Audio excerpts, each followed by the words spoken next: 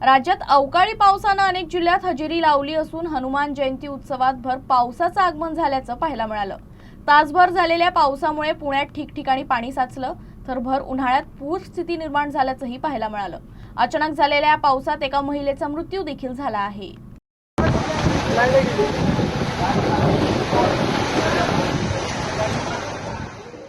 वेधशाळेच्या इशाऱ्यानुसार राज्यात अवकाळी पावसानं हजेरी लावली आहे। काही भागात हलका ते मध्यम आणि काही भागात मुसळधार पावसानं हजेरी लावली। पुण्याला तर अवकाळी पावसानं अक्षरशः झोडपून काढलं। सोसाटच्या वाऱ्यासह झालेल्या पावसामुळे सर्वत्र दाणादाण उडाली। अनेक भागात कमरेहून अधिक पाणी साचलं। यामुळे हा उन्हाळा की पावसाळा असा प्रश्न पडला। तर अनेक भागात झाडं उमळून पडली। तर या पावसात एका महिलेचा मृत्यू झाला असून जवळपास 3 जण जखमी झाले आहेत। याशिवाय अनेक ठिकाणी कच्च्या घरांची पडझड झाली। तर या अवकाळी पावसानं जनजीवन पूर्णतः विस्कळीत झाल्याचं पाहायला मिळालं।